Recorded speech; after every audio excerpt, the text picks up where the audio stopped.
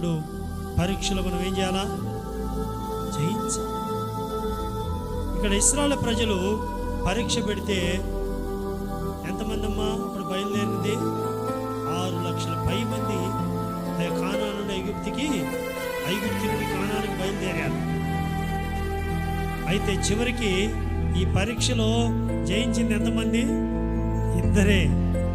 కానానికి చేరింది ఎంతమంది? 2. యెహోషువ, కాలేబు.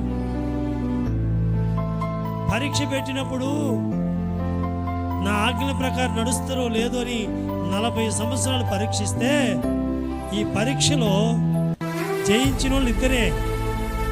ఆజ్ఞల ప్రకారము, ఆయన చెప్పిన ప్రకారము నడిచారు.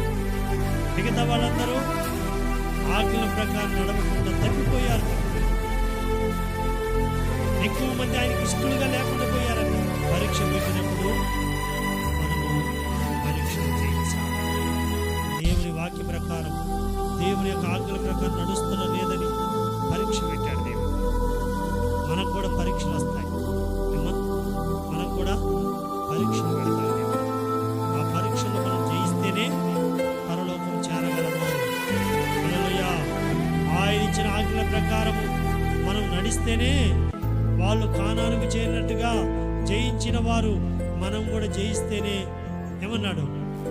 పరలోకమందు ఆయన సింహాసనమందు నేను నా పక్కన కూర్చోబెట్టుకుంటాను. జయించాలి అంటే పరీక్షలో నువ్వు ఇశ్రాయేలు ప్రజలను పరీక్షించాడు. కానీ 6 లక్షల పైబడి మనుషులు ప్రయాణం చేస్తే ఆజ్ఞల ప్రకారం నడవమంటే 2 కానానికి చేరు. 10 మంది కన్యకలు సిద్ధపడుతున్నాడు ప్రభు రాకడ కొరకు. అయితే ఎత్తబడింది ఎంతమంది అంట? 5. విడవబడిన వాళ్ళు 5. అంటే దేవుని యొక్క మాట విని సిద్ధపడిన వారు 5. సిద్ధపడని వారు, దేవుని మాట విని కూడా సిద్ధపడని వారు, దేవుని వాక్య ప్రకారం నడవని వారు.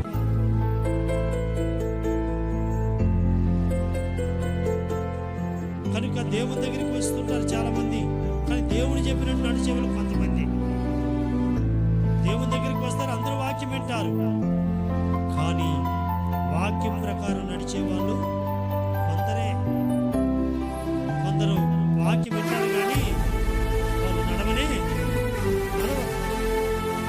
అందుకే 2వ విషయం చెప్తుంది, దేవుడు మనం పరీక్షిస్తాడంట. ఇశ్రాయేలు ప్రజలను పరీక్షించాడు. ఐగుప్తు నుండి కానానికి వెళుతున్నప్పుడు పరీక్షించినప్పుడు చాలా మంది పరీక్షలో 2 మాత్రమే పరీక్షలో నిలిచి కానానుకు చేరారు. హల్లెలూయా. పరీక్షించినప్పుడు మనము ఇశ్రాయేలు ప్రజలను పరీక్షించినట్టుగా మనలో కూడా దేవుడు పరీక్షిస్తాడు. హల్లెలూయా. ఇంకొక ఆయన ఉన్నాడు, ఏబు అనే. ఏబుని దేవుడు సాతానుకి ఒక వాదన జరిగింది. ఏబు చేత నేను పాపం చేపిస్తాను. దేవుడు అంటాడు, ఏబు ఎంత యథార్థవంతుడు, న్యాయవంతుడు, నీతిమంతుడు, ఎంత పరిశుద్ధుడు, చెడుతనాన్ని విసర్జించిన వాడు, ఎంత గొప్పవాడు ఏబు.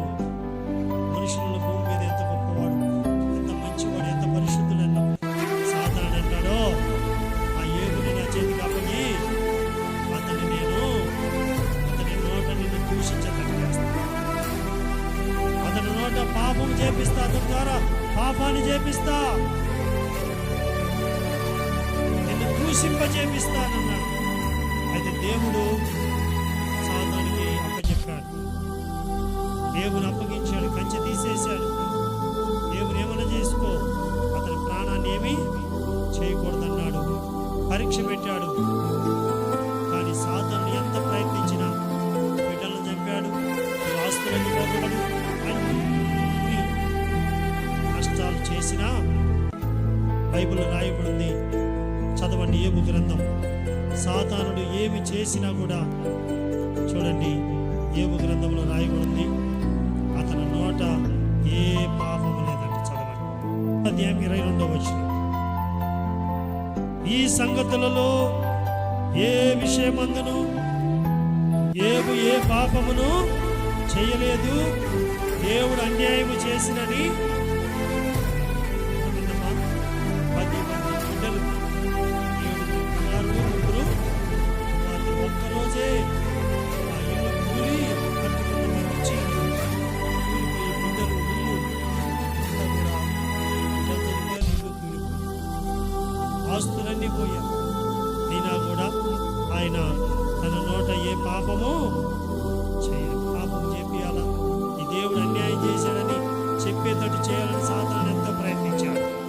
కానీ ఏబు మాత్రం అందులో ఏ పాపము చేయలేదు. అన్యాయం చేశాడని, దేవుడు అన్యాయం చేశాడని చెప్పనే తర్వాత వాళ్ళ భార్య వచ్చి అంటుంది, చదవండి 9వ వచనం 10వ వచనం. అతని భార్య వచ్చి యథార్థతను వదలకుందువా 2వ అధ్యాయం. అందుకు అతడు మూర్ఖురాలు మాట్లాడినట్లుగా నీవు మాట్లాడుచున్నావు, మనము దేవుని వల్ల మేలు అనుభవించిందమా, వీడును అనుభవింపతగదా. నేను సంగతులలో ఈ విషయములలో ఏ విషయమందును దేవుడు నోటి మాటతోనైనను పాపము చేయలేదు. హల్లెలూయా. పరీక్ష పెట్టాడు. సాతాను అంటాడు, ఏబు చేత నేను పాపం చేపిస్తా. దేవుడు అంటాడు, ఏబు అప్పగించాడు, పరీక్ష పెట్టాడు. సాతాను ఆస్తులు బిడ్డలు అందరినీ నాశనం చేశాడు. ఏబు నోట తన కుష్ఠరోగం వచ్చిన, వ్యాధి వచ్చిన, ఆస్తులన్నీ పోయినా, అంత నష్టపోయినా కూడా ఏమన్నాడు ఆయన, ఏబు నోట ఏ పాపము చేయలేదు. దేవుడు అన్యాయం చేశాడని చెప్పలేదు. ఈరోజు చాలా మంది దేవుడు పరీక్షలు చేయించాడు, పాపము చేయలేదండి. సాతానే పాపం చేయాలని ప్రయత్నించాడు, కానీ ఆ పరీక్షలో ఏబు ఎక్కడ పాపము, అంత నష్టం కలిగిన, అంతమంది మరణించిన, ఆయనకే కుష్ఠులు అంత భయంకరమైన రోగం వచ్చిన, ఆస్తులన్నీ పోయినా ఆయన ఒకటే చెప్పాడు, దేవుడిచ్చెను దేవుడు తీసుకున్నాడు.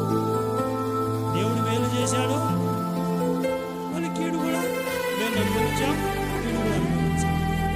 చూడండి, ఎక్కడ కూడా ఏబు పాపము చేయలేదని, ఆయన నోట ఏ పాపము చేయలేదని బైబిల్ రాయడం. సైతాను ఏం చేశాడమ్మా, నేను ఏబు చేత పాపం చేపిస్తా. కానీ